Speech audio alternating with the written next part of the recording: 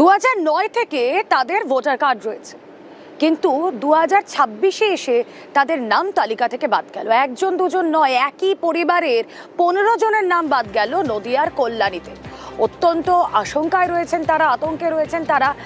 তাদেরকে হিয়ারিংয়ে ডাকা হয়েছিল, নথি দিয়েছেন তারা, কিন্তু তারপরেও কি করে নাম বাদ গেল এই নিয়ে তাদের মনে দোলাচল রয়েছে।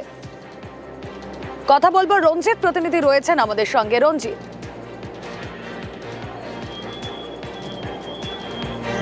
দেখো, কল্যাণী বিধানসভার 113 নম্বর বুথ, এইখানকার যে ভৌগোলিক অবস্থান, তারা হচ্ছে কল্যাণী শহর থেকে কিছুটা দূরে হলেও একেবারে গঙ্গার তীরবর্তী এলাকায় তাদের এই অবস্থান রয়েছে। একটা সময় তারা ভোটার ছিলেন হুগলি জেলাতে, কিন্তু দীর্ঘ 28 বছরের বেশি টালবাহানার পরে, দুই জেলার টালবাহানা, হুগলি এবং নদিয়ার টালবাহানার পরে 2009 সালে নদিয়া জেলা প্রশাসন এবং নির্বাচন কমিশন উদ্যোগ নিয়ে এই এলাকার ভোটার নাগরিকদের ভোটার তালিকায় নদিয়া যে তালিকা, সে তালিকায় অন্তর্ভুক্ত করে। সে 2009 সাল থেকে তাদের কাছে ভোটার কার্ড, অর্থাৎ তারা ভোটাধিকার প্রয়োগ করতে পারে নদিয়া জেলার। কিন্তু এবারে যে এসআইআর হলো, সেই এসআইআর এখানকার বাসিন্দাদের, অধিকাংশ বাসিন্দাদের তাদের শুনানির জন্য ডাকা হয়। কিন্তু দেখা গেছে এই রাজকুমার মাহাতোদের পরিবার তারাও শুনানিতে হাজির হন, এবং নতুন এবং পুরনো যারা বয়স্ক ভোটার রয়েছে প্রত্যেকেরই কিন্তু শুনানি হয়। দেখা গেছে যে চূড়ান্ত যে তালিকা প্রকাশ হয়েছে তাতে পুরো পরিবারের 15 জন সদস্যের নাম বাদ গেছে।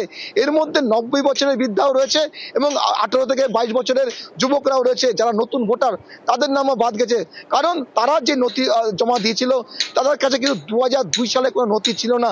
তবে তারা যে একটা সময় 1986 সালে তারা বলাগড় বিধানসভায় ভোট দিয়ে হুগলি জেলায়, সেই নথি তারা সাবমিট করেছিল, এবং সেই সাবমিট করার পর তাদের নাম বাদ যায়।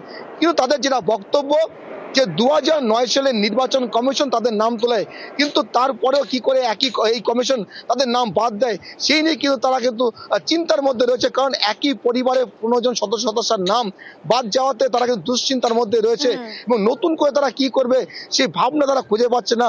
তারা দাবি করছে যে যেহেতু নির্বাচন কমিশন 2009 সালে তাদের নাম তুলে দিয়েছিল।